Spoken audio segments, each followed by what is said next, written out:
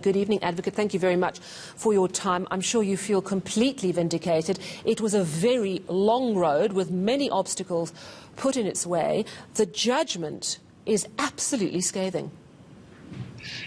Yes, we can agree with that. I mean, Judge Tolmay was quite vocal about Ms. Myeni's tenure and her actions, and even her the way she dealt with herself in the trial.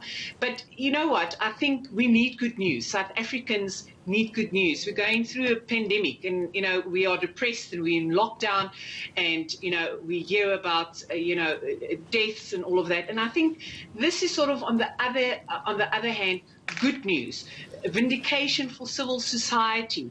That in the event that a board is not going to act against their own members, that does not take the responsibility of chairing our SOEs seriously, is that then civil society will come after you and seek some justice for tax abuse. I'm just going to read out a couple of the parts of the judgment from Ronel Tolmay. Judge Tolmay saying, quote, "She was a director gone rogue. She did not have the slightest consideration for her fiduciary duty to SAA."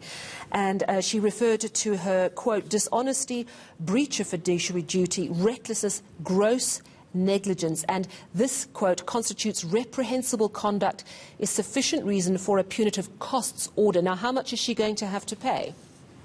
Well, it was a cost order on an attorney-client scale, so it is a punitive cost order.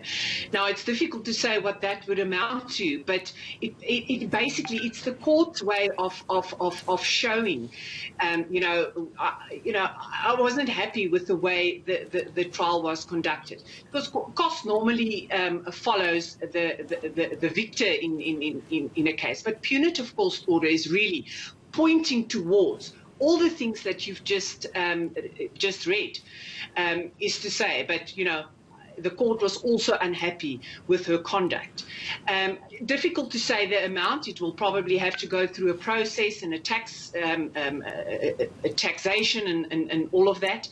But I think what it means is that we will get some of that money back. And speaking to her conduct, I'm remembering, and correct me if I'm wrong, that there were times when she said she couldn't be present in Pretoria because she couldn't afford an air ticket, and those sorts of excuses. Yes, I think the judge, in fact, in the judgment said, is that, there are millions, maybe not millions, thousands of people that can't really afford it, that make sure that they go to court each and every time that they are supposed to be there. Witnesses that has to get into, public transport and has to spend some of their hard-earned money to get to court. And that she is actually very privileged. And to use that as an excuse is the discontent was shown. Stephanie Fick, you at Outa have paid tribute to the people who were prepared to testify against her. Many, and you say here, stood their ground against the abuse of power by Myeni and her cohorts, and also lost their jobs at SAA. What happens next?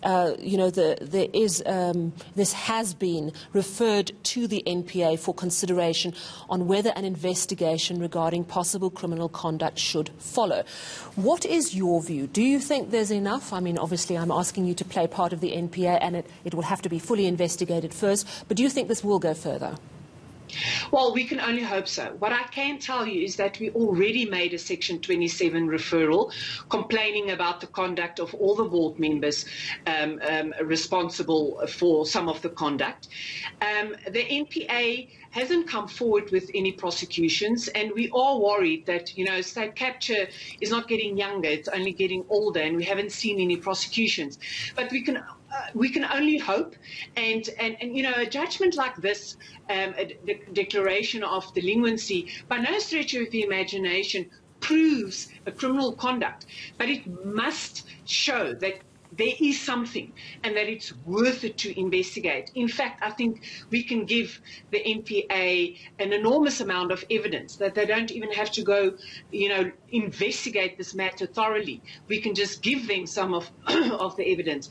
So, yes, on behalf of South Africa, I hope that this is one of the cases that will receive, attention from the NPA. Well, thank you very much for coming through to us this evening. That's Advocate Stephanie Fick from the organisation Undoing Tax Abuse. Outa, just responding to the news of the judgment that former SAA board chair Dudu Myeni has been declared a delinquent director for life.